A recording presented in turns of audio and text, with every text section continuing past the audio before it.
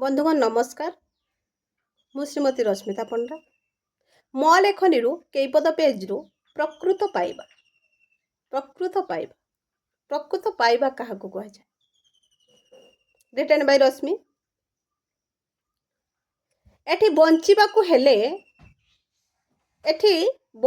हेले आग मरिबाकु पड़िबो।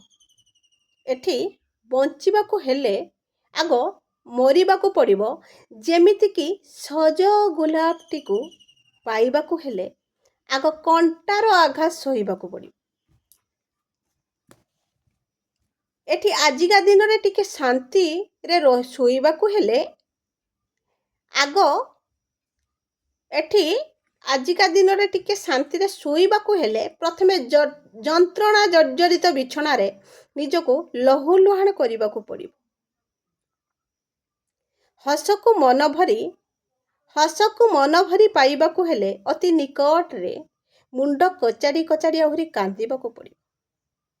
मुंड कचाड़ी कचाड़ी आहुरी कांदिबाकु पड़िबो। स्वप्न को साकार करिबाकु हेले एठी राति राति उजागर रहिबाकु पड़िबो। ठीक सही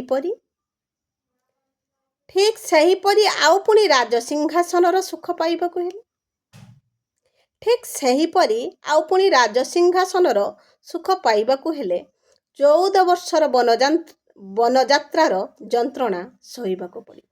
रोजी बंधुगण नमस्कार। समस्त को मोर सहृदय प्रेम स्नेह प्रीति आ भल पाइबा। समस्ते कविताटी को आरंभ रु शेष पर्यंत देखंतु। मो निजस्व ए कविता गुड़क संपूर्ण मो निजस्व, कौनसी कॉपी नुहे कि कौनसी डबिंग नुहे। तेणुक ए कविता गुड़क आरंभ रु शेष पर्यंत देखंतु आउ अजस्र भल पाइबा दियंतु। रोची लाइक शेयर कमेंट करने को भूलिबेनी।